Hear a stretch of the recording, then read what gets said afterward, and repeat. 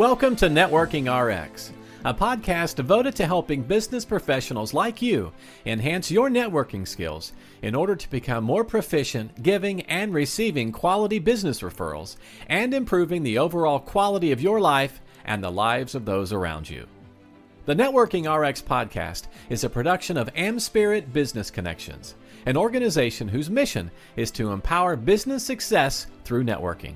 You know, there's 8 billion people on the planet, and wouldn't be great to just get a penny from everybody, but that's not really, I don't know how you do that. Well, most people don't deal in pennies anyway, so I guess that kind of flies out the window, but you get my point. It's a lot of money, but you can't deal with everybody, and for many of you, you're really in businesses where you can't handle 8 billion clients.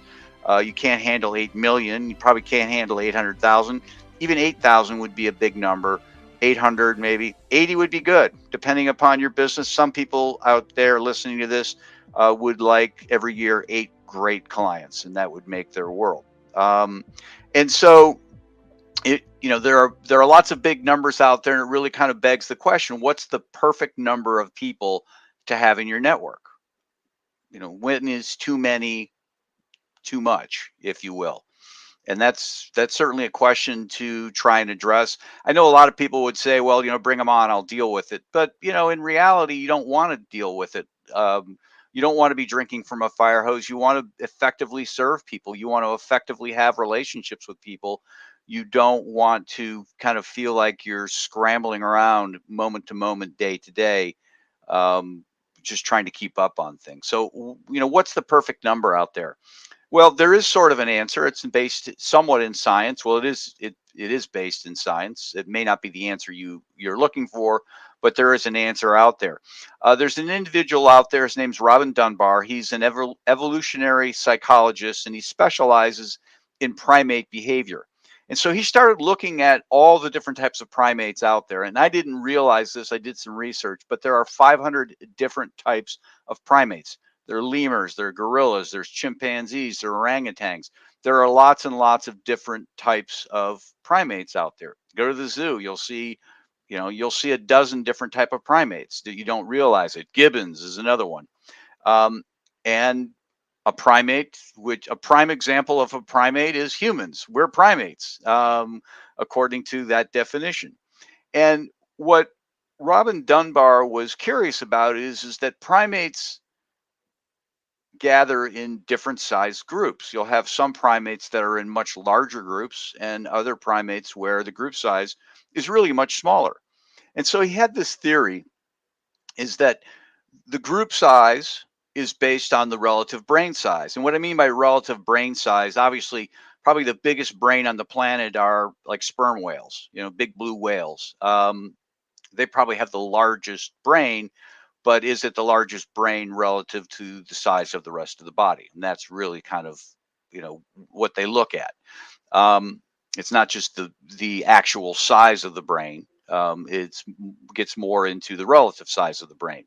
So at any rate, the larger the relative size of the brain, the larger the group. And so what Robin Dunbar did is he started to look at the average brain size of all these primates and the average groups that they were in. And all this data is out there. You have, people who study primates and the information's out there. And he just extrapolated it all and figured out that, yes, basically the bigger the brain, the better the ability to operate in a larger group size.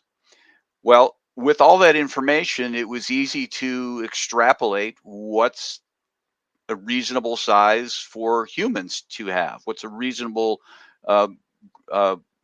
population or group size for humans to have. And so the number he came up with was that, well, it's called Dunbar's number. The number is 150. I think the actual number they came up with was 147. It's easier to remember 150 than 147. And so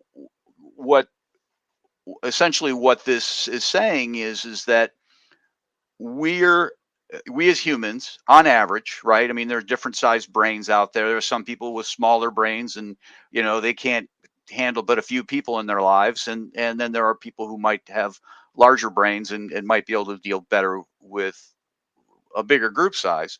But more or less, 150 meaningful relationships is the the limit for the average human. 150 relationships. Now, there are all sorts of types of relationships. There are close relationships, and essentially we generally have around 5 of those. And then there are good friends, good relations, and those is about 15. And then we'll have 50 what they'll call friends. Um, and then on the higher end, we might have 500 acquaintances or 1,500 people we recognize. But kind of in that sweet spot in the middle there is 150, and that we're capable of having 150 meaningful relationships at a time. Doesn't mean that when we get to 151, we just fall apart. It just gets a little more complicated, is all that it means. And just to kind of understand this, if you will, I like to use my son and my daughter, they played high school soccer. And as I was first reading this study, I was thinking about it. It's like, okay, this coach has got 20 kids out there. And if you have 20 kids out there, that's 20 kids to keep track of, you know. But it's really more complicated than that, because you're not just keeping track of 20 kids, you're keeping track of the interactions amongst those 20 kids. So if you stop and do the math, if there's 20 people, there's really 190 different relationships that are going on. You have person A has a relationship with person B, C, D, all the way up through whatever the letters are. They should have stuck with numbers. And then the same thing with respect to person B, has relationships with all those people. And you add all those numbers up, and it really becomes 190. And there's a formula. I won't get into it, but there is certainly a formula. Yeah, we know lots of people, but as those numbers start to grow, and if you stop to run the math for 150 people, that's really 13,000 and some change. It's upwards of 13,000 different people, different relationships that we're trying to keep track of. We're trying to just, in our minds, just, okay, what's going on? I know these two people get along, or these two people don't get along. In our minds, much of this is not conscious thinking, it's subconscious thinking, and so if you're a soccer coach, you're kind of going through in your head, obviously where people play and all that comes into it, but just going through your head how these people get along, how it all interacts, and we're trying to keep track of that. And our brain limit is 150 people. In fact, the Gore-Tex company became familiar with the work of Robin Dunbar, and they just, when they build a plant, when it got to 150 people, they would just build another plant. So there's some application to this. Now, some people will say that, well, wait a minute here, Frank. We live in a different world here. We live in a Twitter world. We live in a Facebook. We live in an Instagram world. We have all these connections. Surely technology is allowing us to keep better track of people, and we're not limited to 150 people of meaningful relationships.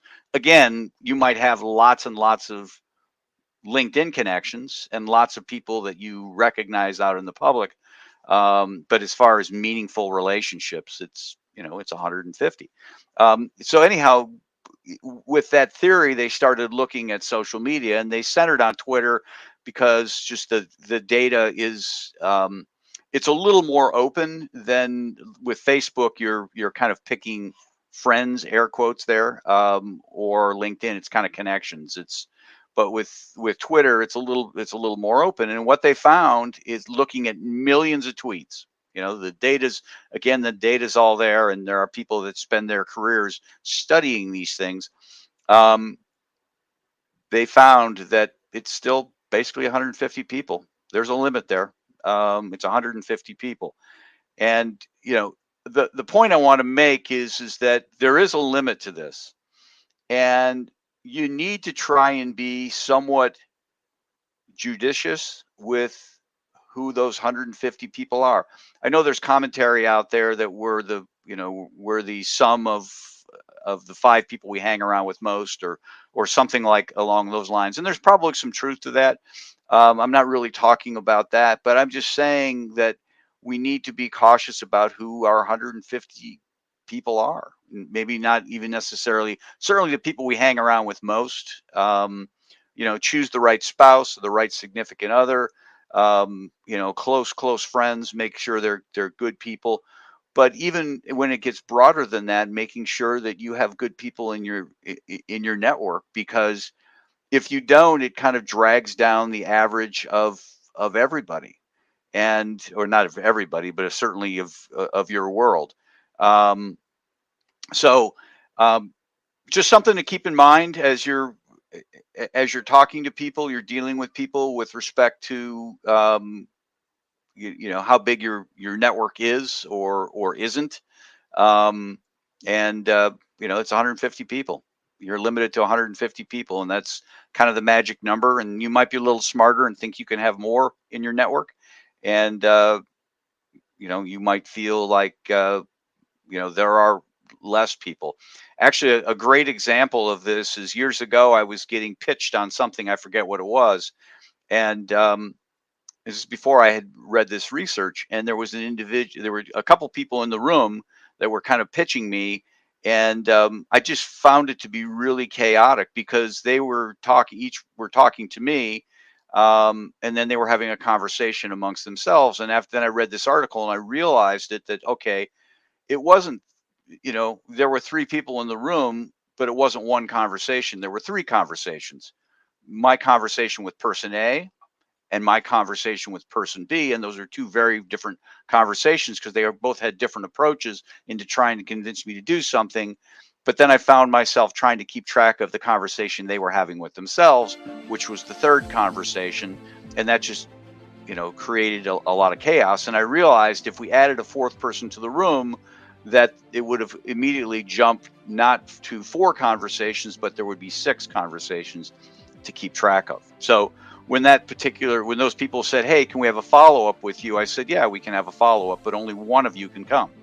And I didn't go into all the math with them, but I just said, I just think it's going to be a better conversation. I'll understand better. I'll be able to keep track better. I'll be able to assess the situation better if it's just one of you. And I just left it at that. Thanks for joining us on the Networking RX podcast. Please put what you've learned into action today and let us know if you have questions, comments, or ideas for future topics. You can email them to us at podcast@amspirit.com. That's AmSpirit.com. Finally, so you never miss an episode, be sure to subscribe to the Networking RX podcast through iTunes, Overcast, or however you receive your podcasts. Now get out and network with someone. The Networking RX podcast is the copyright production of AmSpirit Business Connection. All rights reserved.